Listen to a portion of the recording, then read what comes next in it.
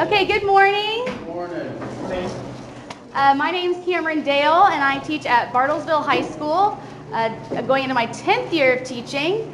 And this morning, I want to provide you all with some turnkey teaching, meaning that I'm hoping to give you things that you could go use. In theory, if you were teaching summer ag school next week, you could go use them next week in your school, or next year, whenever you're back in the classroom. These are a couple projects that I like using that I can give to you, and you can immediately put them into place without much lifting on your part. So, today's plan, I'm going to provide some tips, techniques, resources, and projects that you can immediately use in any ag class, 8th through upper level, whatever that might be.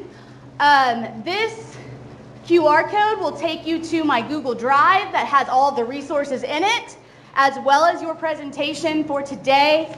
This one right here just has like the highlights. I didn't print out the whole presentation because that's just not my style. I think you'd rather have it electronically, in my opinion. So this is just the highlights. This doesn't have every single slide. But if you want access to every single slide, you can go here. If you don't know how to use a QR code or your phone is being weird, obviously I'll send this out. I'm going to send it to Emily so she'll have access to it. But this should take you to the Google Drive.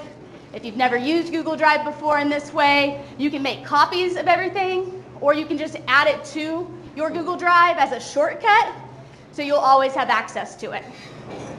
Okay, so we're going to go over some K20 strategies, the fake Instagram project, and the March Madness project. Everyone get on the QR code. It'll be up at the end too. If you're not sold on this, you can wait till the end. Yes, it is also the same one that is on your, I knew it was on there. Thank you, Rebecca. It's on the back of this one as well if you're having issues. Okay, so K20 strategies.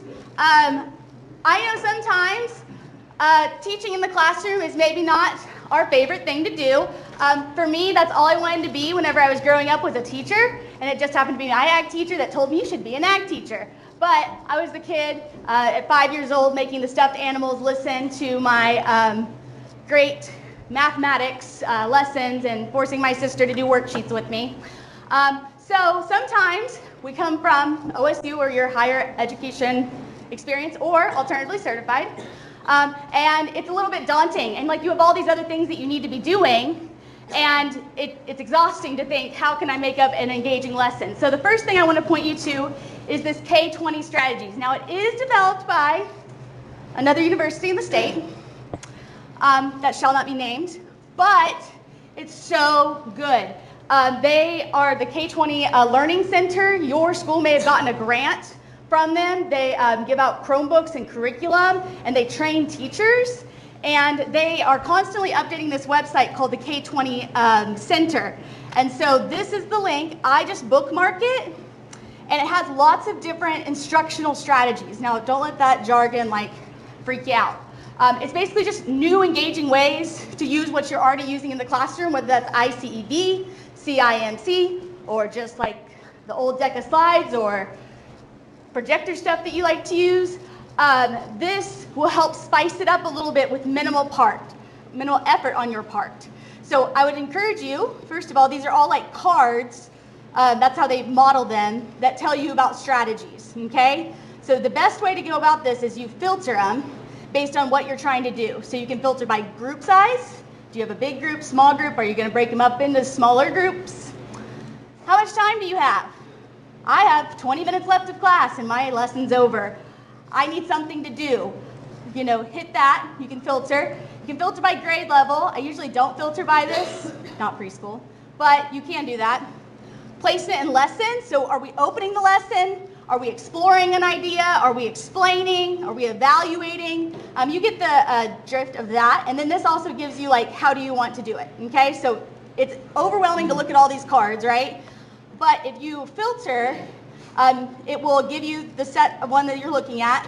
So you pull it up and it's a card, and you can look at what do I do to implement this. So while I was at Newcastle, I used this a lot because I was bored. I was in like year 5, 6, and I was bored with how I was doing stuff, and I would just implement these. And I would just try them. Usually on the fly. I didn't think about it. I would just be like, okay, today we're going to try ABC graffiti. Okay. We're all going to write ABC on posters, and we're going to review what we've done over the horse unit. And then this one I think goes into more of a gallery walk, but it gives you all of those tools. And so I'm telling you this mainly because, again, I know that sometimes we learn stuff here, or we've been teaching for a while and we get into our ruts, and we don't really know the best place to like get some quick thoughts or quick ways to use. And K20, they're always updating these. This is not a stagnant website. They're constantly adding and refining things based on their partnerships with schools in the state. So, has anyone used K20 Strategies? Awesome. Do you have any of your favorites? Well, I just recently threw my cards away, so I'm glad to know that the new stuff, because mine were stuff real. Oh, yeah. I have like a hard copy of the card for you, right? Do you have some favorites, Lawson? They're all good? When they came at the party, we had physical cards. I didn't even know this existed. Oh, yep. I knew that they had physical cards, but by the time they showed us this at Newcastle, they had done away with the physical cards. So this is always updating. So some of my favorites, so if you're like, Cameron, I can't even filter, this is still too much. I will give you some of my favorites that I think work really well. And that is 321, Annotating Text. So if you have something that they're having like an extension fact page that they're reading, the Annotating Text is really nice. Honeycomb Harvest, Pass the Problem, and Thinking Notes. So I'm not going to go over all of those, but if you're wondering where to start and the filter's feeling overwhelming, start with these. And again, I didn't use them at all this year, didn't log into the K20 at all this year, but whenever you're in that rut, this is a quick place to go to get your creative juices a-flowing or spice up your classroom. Okay, so moving on to the fake Instagram. So we all have those content topics that are really heavy in terms of boring material. So I immediately think of breeds, tool ID, history, species, safety, floral ID, things that are very rote, and there's a lot to it. So the fake Instagram can give you a tool for students to be investigating parts of these topics, as well as a way to, both of these are really great whenever you need to get some stuff done. These are a little bit longer projects that they can work on independently while you're doing something else. The other thing I really like about this is instead of going over every single breed, you know, we're all going to go over Angus and Charlet, and we're all just going to do it from the CIMC PowerPoint. Just get yourself ready with a lined piece of paper, let's go. I don't know, your kids may love that. Mine usually do not.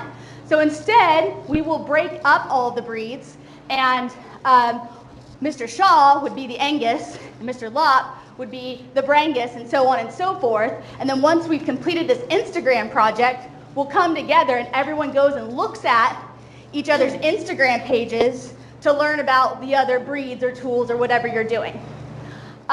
There's two ways I'm going to show you. You can either just have them like writing out notes or however you're going to do it, or just absorbing it, or there's a template that I'm going to offer you where they can actually make comments. So they have to pretend like they're their breed. So I'm Miss Angus 2521, and now I'm going to go look at my fellow heifers and steers in the room, and I'm going to comment as Miss Angus on their Instagram. Better with the higher level classes. I'm going to show you an example of that. My freshmen and eighth graders sometimes abuse that, but it can be really fun to like up that even higher in terms of interaction. Some hot tips: set the link to copy so students have their own version. You don't want them taking the template and just editing it, and now your template's ruined and everyone's like, oh my God, there's a heifer on mine, like this isn't even mine, Miss Dale. And you're like, shoot, didn't do the copy. Okay, pause, everyone needs to stop. So I can show you how to do that if you don't know how to set it to make it immediately force them a copy. If you're using Google Classroom, it does it for you, and that's really nice.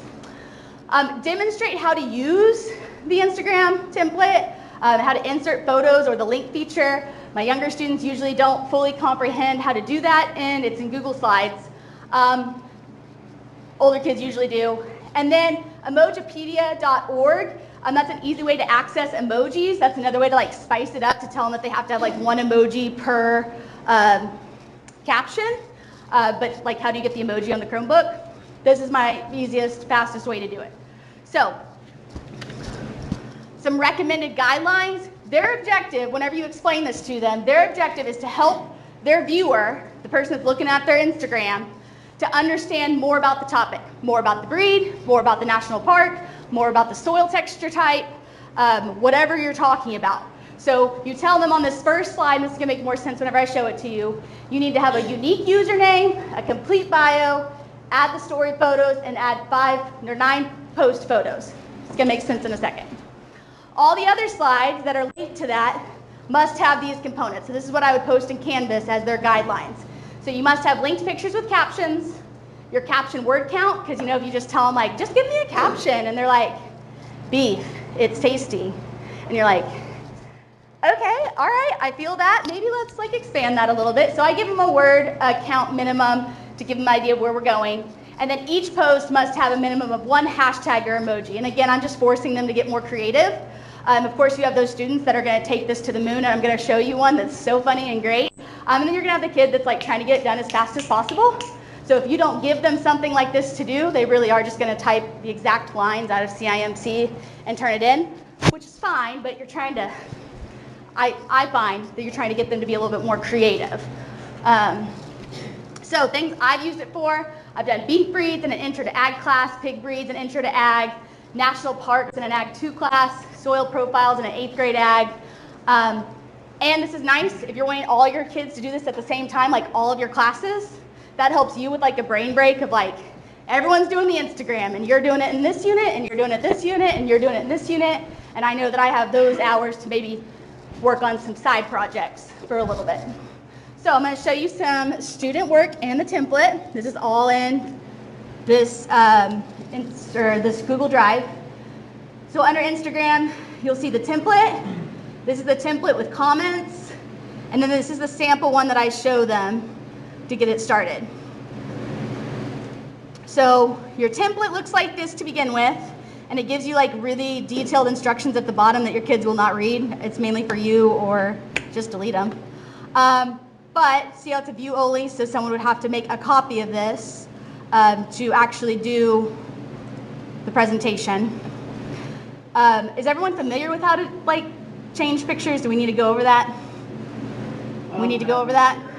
Don't take the time to teach me right now, I'll figure it out. Okay, well all of them are down here, all like the detailed instructions, but know that this is their main profile image, their name, their bio, their stories, and most of your kids will know like what this is, and so they'll be pretty savvy.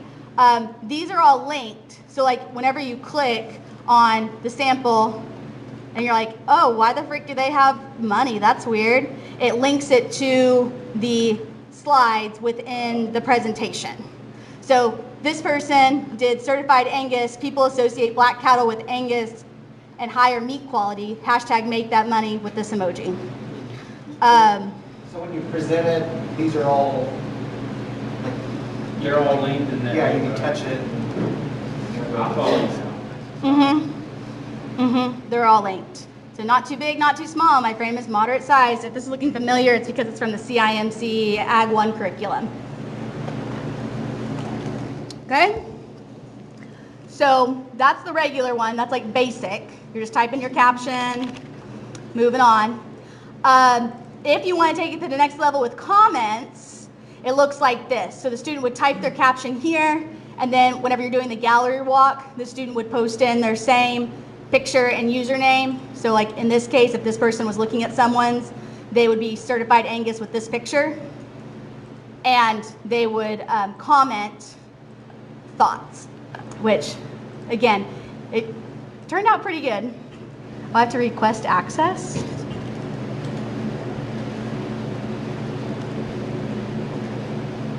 Okay.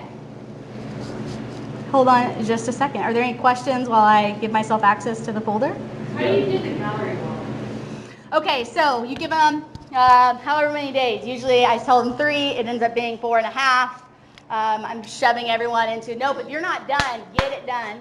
And then that final day, I'll put them all into a Google folder. And if you're going to let them edit, again, risky, you got to go over some guidelines of like, we're not trashing each other's stuff. We can see what happens in the version history. So like, don't try to get all crazy. But you can put them in there and put them all to edit, and they can edit it. Or you just put them all into a Google Drive. And if you have like some guided notes that they're going to write, they can just be viewers to that and just view each other's templates. Or if you wanted to bring it into a presentation, you can. You can have them come up here and give us like your top 3 or whatever. It just depends on how in depth you're trying to get everyone on the same page with whatever you're talking about. So, good question. I usually don't do a bunch of calorie walks with it just because it can take time, but sometimes that's what you want, is for it to take more time. Megan's requesting access. I wonder why. Oh, it's because I'm logged in as you. This will be good. Okay.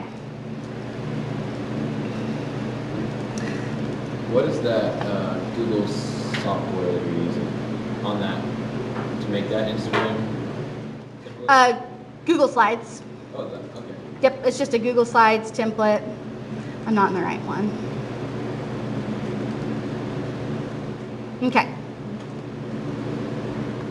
We'll come back to that in just a second.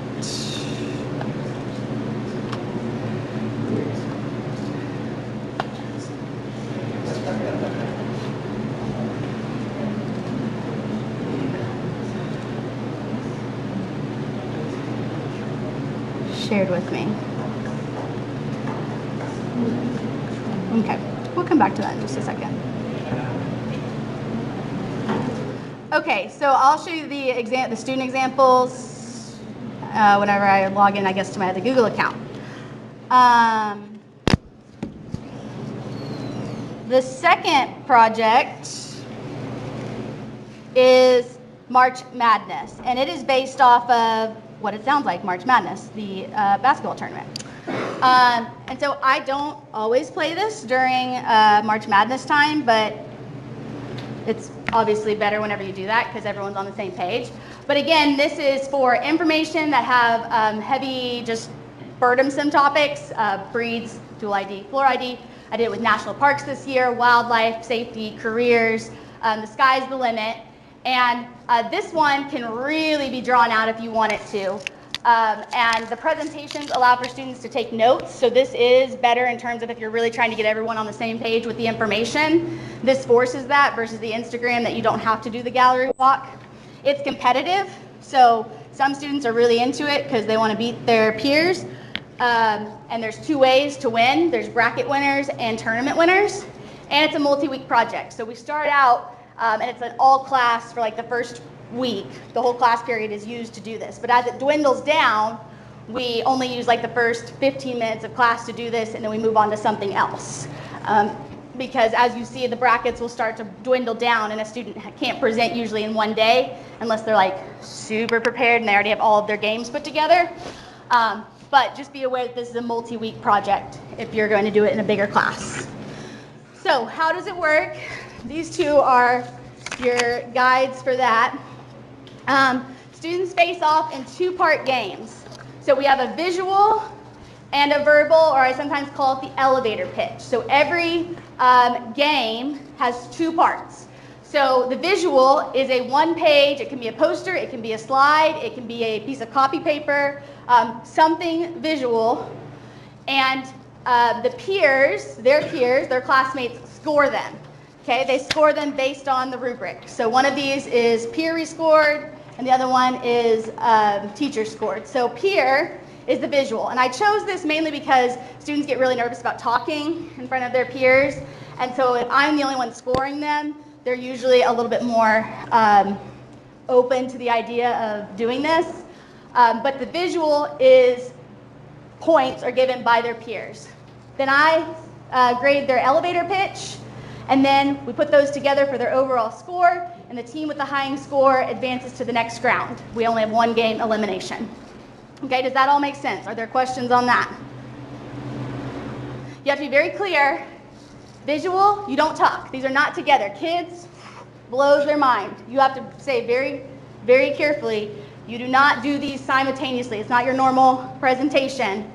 Your visual goes, and then your elevator pitch goes. Okay, so here are the steps. Students research and choose their top 3 teams. So usually I'll give them, for this one I did the NPS website, .gov website, and I said, which are your top 3 parks that you think that you could go to bat for? If it's breeds, give them their CIMC book. Say which 3 breeds do you think are the most excellent and you want to be your team. You want to do this because you want to be able to look at the cards and place kids with things that they wanted to help them like be more bought in. But the first time I did this, I said, you guys just pick it. It was the pest list from Floriculture CDE contest, and then everyone was fighting over bugs, and it was just a huge mess. So prepping them, and it gives them time to like look at some of these things that you're having them look at, and that's good. And so they'll give me their note card with their name and their top 3. Okay, then I will sort them and assign each student to a team, and then I'll seed the bracket. Okay, so you're going to go to a bracket generator, really easy, free, and you're gonna, however many you have, you're gonna pick, I have 10 teams, a single elimination, and it'll just give you the bracket, and then that's how you can seed it. Again, the first time I did this, I was like, ooh, it's gonna be random. Whew. So then like our best, most popular kid is donkey stomping the kid who barely talks. That's not a good matchup. So whenever you're seeding them, be very conscious about like their capabilities or their efficacy or their social capital within the classroom, because you don't want this to destroy them. But some kids, have never said a word and then all of a sudden come out and show out on this, and everyone's like, whoever, student A, gosh, I didn't even know that like you could draw like that. So it does have some benefits of being careful with how you seed them. So step 3, the next day you say, all right, Amber, you are Yellowstone, congratulations, and I'll post up on, you'll see on this, I'll post up who everyone is. And you give them their blank bracket, and you'll have like the initial games, and they will fill out their bracket. So kids will be like, I really think that Yellowstone's awesome, so I'm gonna make sure that wins. Or they'll be like, Mr. Lopp is so convincing and funny, he's gonna definitely win. I don't even care that he picked Keystone Lake. And so that's an interesting part, so you just have to remind them, like, you need to be looking at the full capacity of these, and again, students will choose however they want. And then you're gonna explain the project, the rubrics, and you're gonna show them prior student examples, and then you're gonna provide students the time to work, and then you'll present, grade, and update the bracket. So you have to explain to students that there's 2 ways to win, because some kids are like, do I even have to play? Can I just like lose the first time? And you're like, the first game is a grade, because you're like having to provide everyone with information. We need to learn about Yellowstone Park. So you got to play the first game, but then if like you lose, yeah, you don't come back. You're still writing notes, you're still grading, you're still interacting with this project, but no, you're not obviously playing more games. Some kids are like really into it after they pick their brackets and they start getting points in terms of who's winning, and that's really cool too. So once you get the brackets, you're going to want to make copies so that you can have a record of them, but you're going to hand them back. Okay, so some hot tips. Consider offering prizes for the champion. So I usually offer a prize for the winner of the tournament and the winner of the bracket. Be strategic, like I said. Consider student strengths and weaknesses. First game versus later games versus buys. Sometimes you're going to have like students that or games that don't happen until like the second round. I put the kids that usually are like chronically absent or need some extra like seeing what's going on to be successful. So I'll put them later on. They won't be game number 1. I'll usually do 2 students that either have no ambition, or not ambition, but no abandon. They're just going to come up here and rock it. Or like the kid that's, the perfectionist that's going to just be an elite, to give a good second example for everyone else. Label games in order to make, or in their order before making copies. The first time I did this, I didn't do this. So on the bracket, you just want to make sure that you have the game numbers so that you can easily say like games 1 through 4 are happening today. And whenever you don't do that, then everyone has to try to write that down and it gets a mess. double check the student brackets before collecting. No matter how many times you explain this, you're going to pass it out, and there's going to be one kid that turns it back in with Yellowstone in the middle. So I thought one. There you go. And they haven't filled out any of the other games. So you'll be like, okay, now let's start over, like between Hot Springs and, Grand Canyon. Who do you think's going to win? Okay, Grand Canyon. And then you kind of will have to walk them through it. But double check. One time I took them and I didn't look. And then there were a couple that I had to just make some best guesses on. And then make copies of the bracket before you hand it back so that students can track their own points. So I have them put it in their interactive notebook if you want to look at that.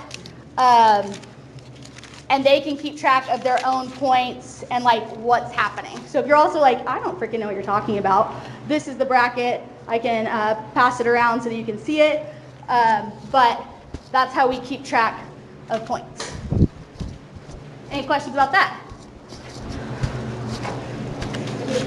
Yeah. So how do you avoid, and I don't know if there is a way to have points accurately for students other than like, hey, my best friend is her, I'm going to just give her all the points every time she presents, even if it's terrible. Yep, that happens.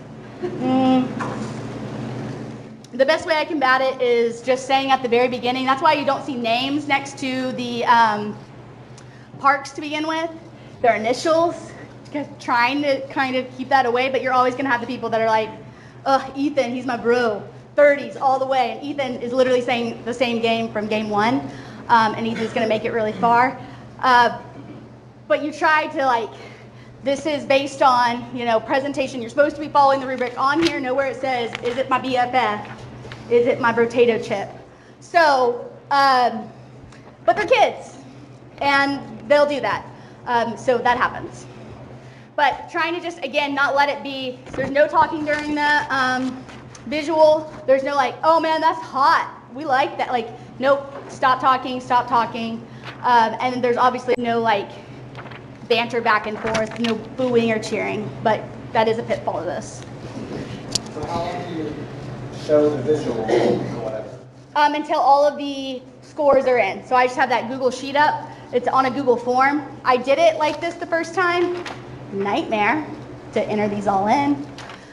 So I just have it pulled up and I can see their names, and I'll say, okay, we've got 13 kids here. The 2 kids that are playing don't score, so you're saying, I'm looking for 11. I'm looking for 11. Here we go. I've got 5. I'm looking for 6. I've got 5. I'm looking for 6. And then I'm like, okay, I'm missing 1. Who hasn't done it? Who hasn't done it? And then if we're still just in La La Land, maybe it's a Friday or something, I'll go, Reese, you haven't scored. Get your score in. Oh, shoot. Okay.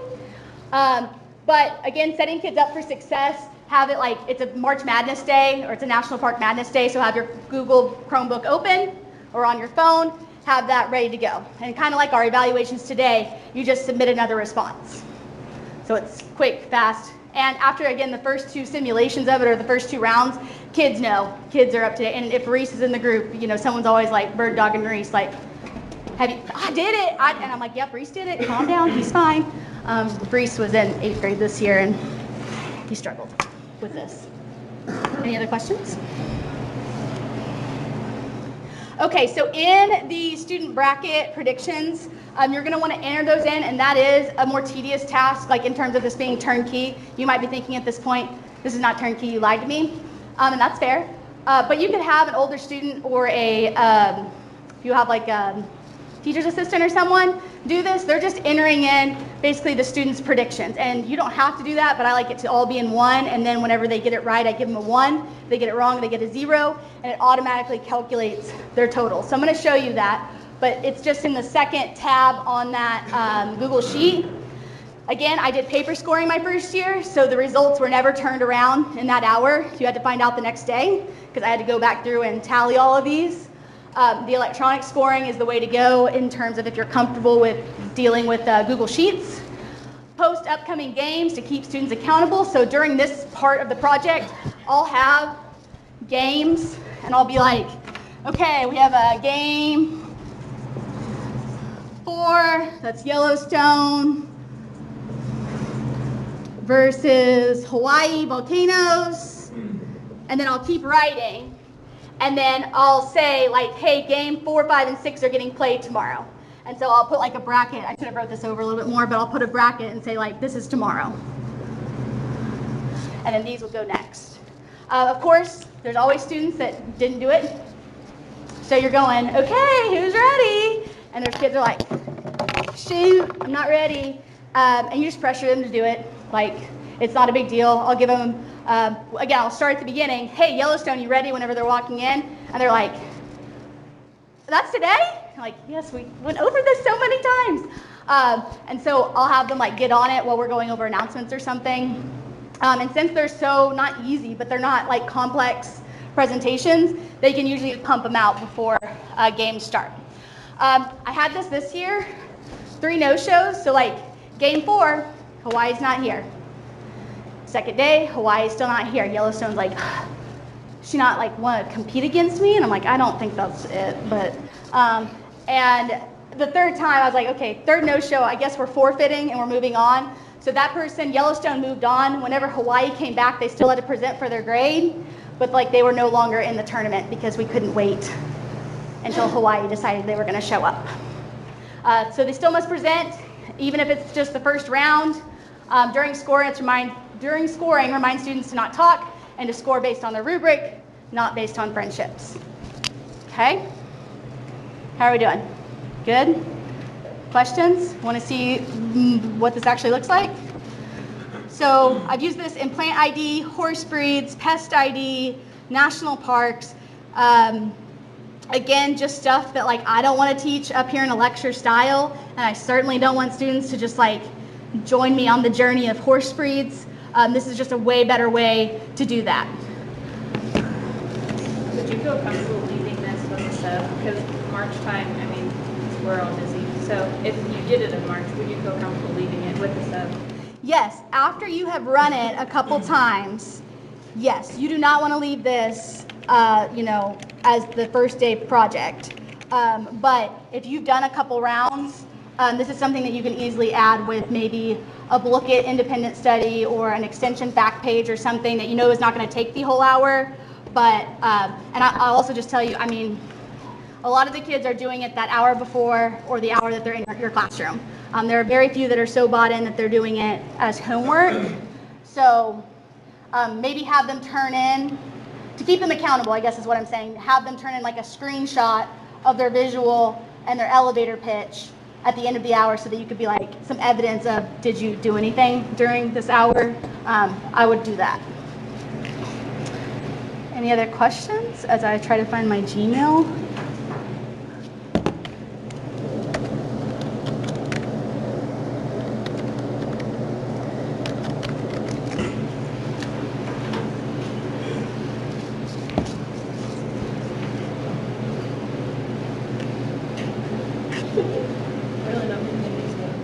No, gosh, we did not want the Russian hackers to get into my stuff.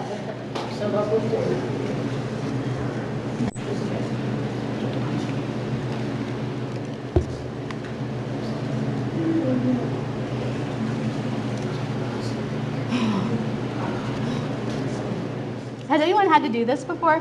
Nope. Okay, this is new. I've never seen that. This is new. It did it to me last week, and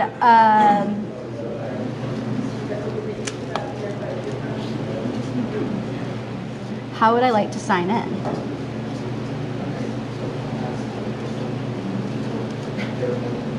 Especially if you try to get on kids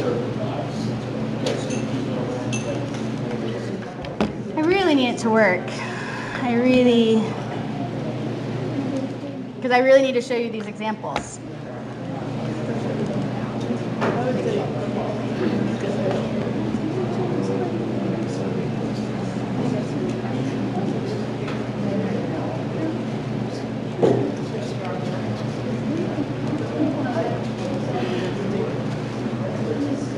The weird thing about this one is that you do this like 4 times and it still doesn't let you do it. So I'm not really for sure what we're hoping to accomplish with this. Oh, yes. Okay. Turnkey teaching. Okay, so we're gonna, I guess we'll just talk about madness real quick since that's on our brain. So here's my March Madness already built for you explainer PowerPoint. So all you need to do is go in and just change it to whatever it is. And sometimes I forget. So it'll be like this year, they're like, why does it say horse breed? And I'm like, oh, shoot, because I missed that whenever I was changing it. My bad.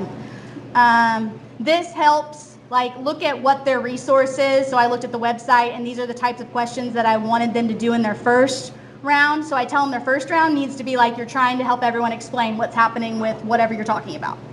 But after that, you can get creative. So I had a kid telling us about the Great Smoky Mountain hauntings. I had the kid talk about Yellowstone with that patch that you can murder someone and you won't get in trouble.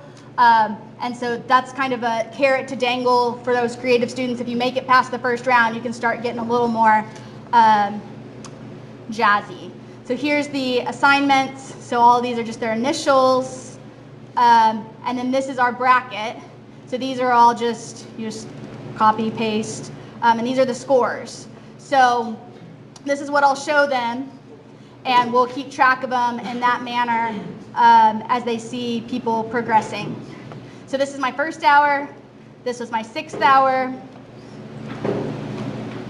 This is their notes page that they used. So everyone had to write notes on everyone else for the first round of games. So this is how I kept them accountable in terms of knowing information or at least being engaged. Here's the rubric that you can use.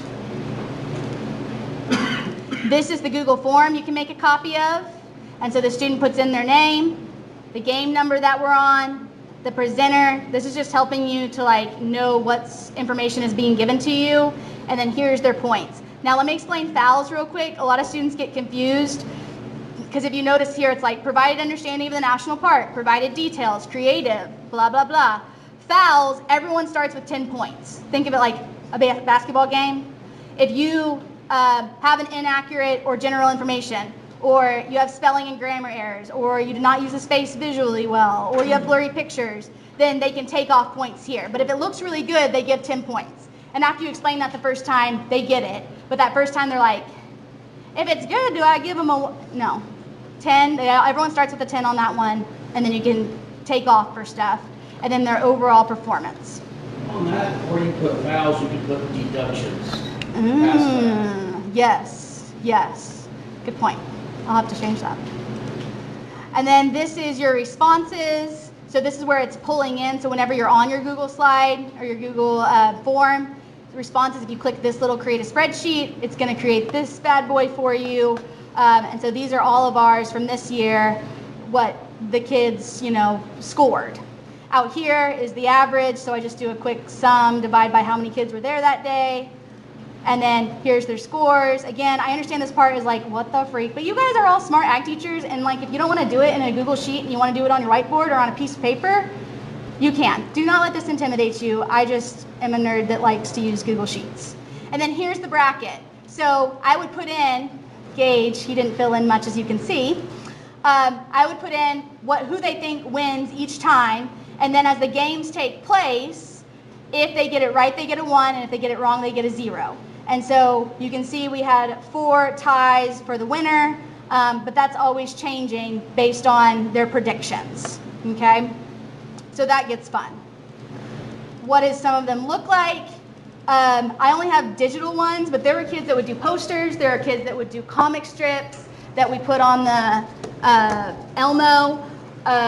Kids would want to write it out. This is a written out one. Some of them want to write it on a note card. Some of them want to just go up there and wing it. Like, whatever you want to do, dude, that's fine. But some kids would like only do pictures. Some would do pictures and words. So this is her visual. So I would just put it up. I would say, okay, we're on game 4. This is Hawaii. Game 4, get your scores in. Shh, don't talk, no talking, no talking.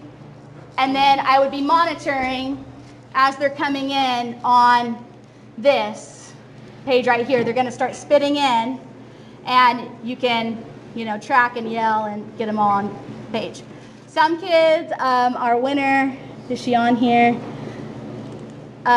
Jolie did different, like sometimes she would do this, And this one had this wasn't her first game, so she had some different stuff going on. So their visuals and verbals can go together. Maybe they show you an interesting picture, and then in their verbal, they're gonna tell you more about it.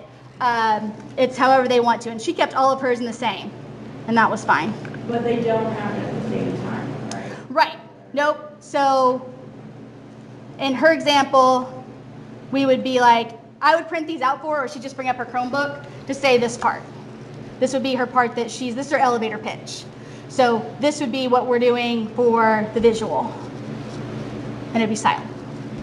And you're just scoring. Here's a quarter horse one. So again, you can do it with a lot of different things. This one was CIMC. So these were on the National Park website. So they're just a little bit more all over the place versus this is CIMC Intro to Ag Horse. And so they have the very framework of what they're supposed to present on that first round. So there's some couple other examples, and feel free to use this with your students because again, at first they don't fully comprehend what's going on, but they will. Don't let that stop you. Okay? Any questions about that before we circle back around to Instagram?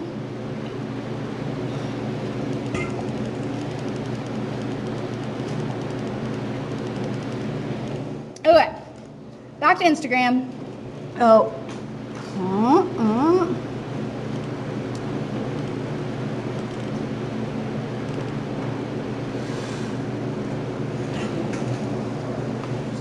Okay, so this is an upper level student in an Ag 2 class. So these are her pictures. She had Antioch National Park.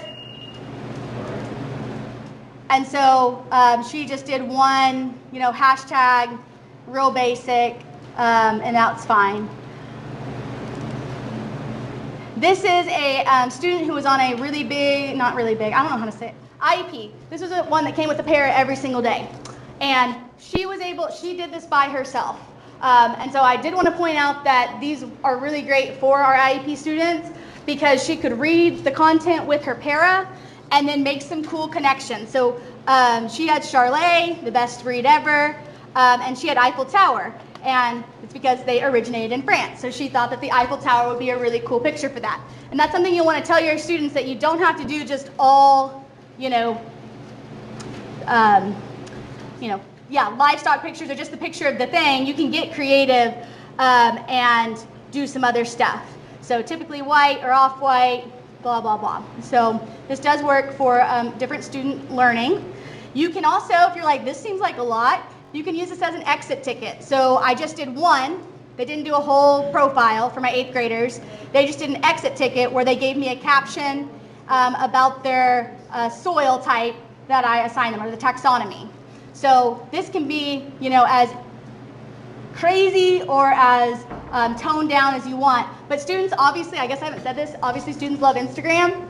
And this template is really realistic. I just found it on Ag Teacher Lab or something, and it was free. So they like being able to do this.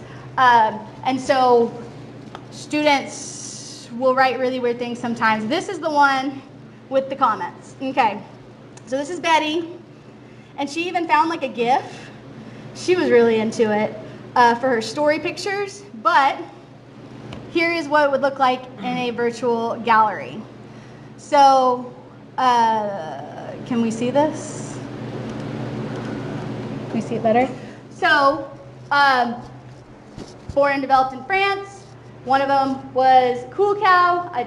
Highland was not one of the breeds, so that is confusing. She wrote Bonjour. Shelly 12. If you like my comment, heart turns blue. If you understand that. Yeah, some of them are not, don't go into these. I don't know if you've learned this yet, probably you have. Don't go into thinking everyone's just gonna like hit it out of the park and really like dive into the curriculum and peel back some layers. Sometimes it's funny like this, but they looked and had these to say. So this one was kind of weird. The college guys just can't get enough of us. And I was like, what is this about? And Deborah explains it to us. The college people supposedly took my aunt for research, but she never came back. And so you see some like creativity with your students, and I think that's really fun. Obviously, hers was creative, but it didn't give us a lot of information about the breed, maybe. That was where I would maybe critique her, but freaking 100 points for creativity in terms of the interactions that she has in her comments. So our family's only known for being lean. You guys better get fat. Humans like the lean meat better. You should listen to the chicken. So again, you're gonna have really high flyers like this, and then you're gonna have the ones that aren't maybe as creative and fun. So, yep, I think that is all of my stuff. I do have those interactive notebooks. Interactive notebooks take way longer than 50 minutes to talk about, but if you're ever interested in talking about interactive notebooks in your ag classroom, would love to talk to you about that. This is my information. This is how you can get to all the stuff for today. Are there any? The deal that you passed around, is that an interactive notebook? Yes, these are interactive notebooks. And again, these look really extra. And like, I don't freaking have time for that, Miss Dale. You nuts. Yeah, I get it. You can go as hard or as soft on these as you want. But the most important thing I think about interactive notebooks is that it's evidence that students can take at the end of the year. And it's not all around your classroom. You don't have lined papers everywhere. You don't have that stack of worksheets. You have this notebook. Okay? And they just tape stuff in. So it can be as fancy as, this is not fancy, this is just definitions. They just taped their definitions in and did them while I was gone. To as, the 8th grade book is a little bit better, to as fancy as, this one's not very fancy. Like we're doing just regular notes. I'm just putting this up on the Elmo, and we're just reading out of the book and doing notes together. But I just think that these have been really great in my classroom to where I don't have stacks of paper everywhere. I keep them in filing cabinets. They get them at the beginning of the hour. They put them up. Sometimes I'll do grade checks. They'll have them out. We're working. I'm like, hey, show me page 18. Looks good. You get a stamp. And then I'll do like a stamp check at the end of the month or whatever, or however you need to do your grading. It just really helps me whenever I switched from whatever chaos I was doing for the first 5 years to just slapping it all into a notebook. So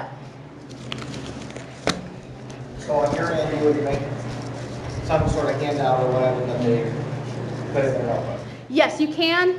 Sometimes we're just doing notes together. We're just writing it out together. CIMC worksheets, if we're doing one of those, we just tape it in. If we're doing vocab, I tell them you have this page and this page to do it on. You're just going to write it. I'm not printing out anything. I didn't have time. Pull out your books. We're doing, vocab. So again, it can be as like extensive, as heavy lifting as you want, or as just a place to keep yourself organized and to keep the students like on track.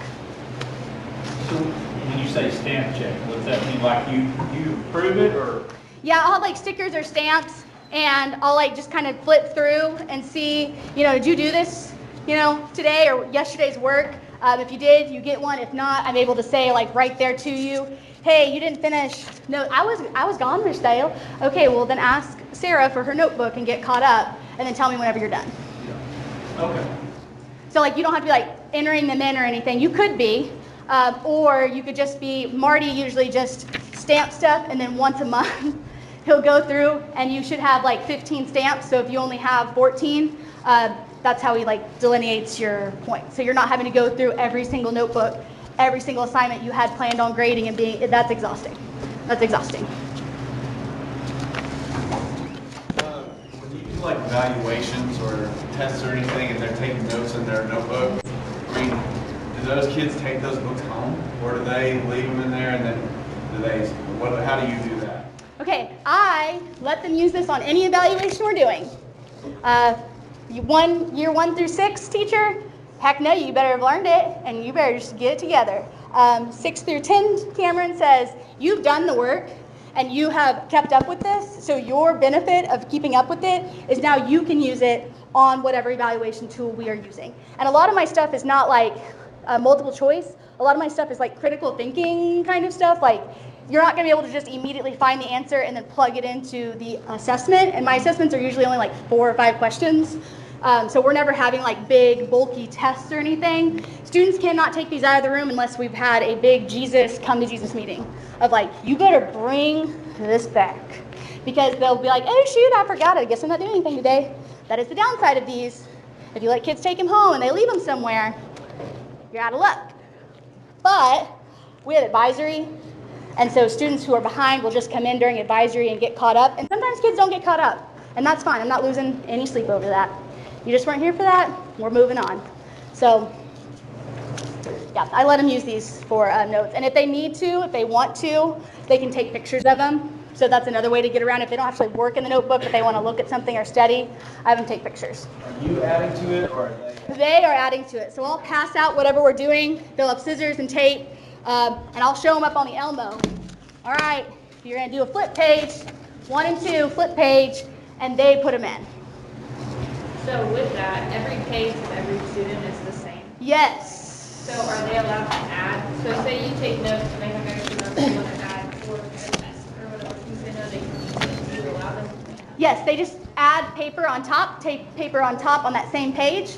And so if they have big handwriting or whatever, it'll still be on the same page. You can't move forward without all of us moving forward. So the table of contents is in the front, and so everyone's on the same page. So if they need more room, they'll just tape another piece of lined paper on that page. Oh, you fill that out as you go. Yeah, we're filling this out. It'll be like on the whiteboard. I'll be like, hey, do you have your table of contents filled out? I guess that's what I say. Do you have it filled out? And then sometimes I'll say table of content checks, and I'll get them on a 5-point, you're not up to date. Get up to date. Do you have the kiddos buy these? Like, No. Again, beginning of interactive notebooks, everyone's going to bring their own. I just go during the sale at Walmart. They're like 50 cents each, and I just buy them out of $4.12. And then whenever you come in, you get to pick your color. I buy some cheap stickers off of Amazon. Everyone has to write their stuff like this, but then you can put your own stickers on it, jazz it up. But we all have the same notebook. It will save you a lot of time and stress if you do that. Also get the ones that are 12 by 9 or something, the ones that are a little bit bigger. So if you notice this one's a little bit bigger, so you don't have to trim the papers as much, and it doesn't like stick out all weird. So if you get the ones that are 8.5 by 11, you're gonna have to do a lot more trimming. Okay? Thank you.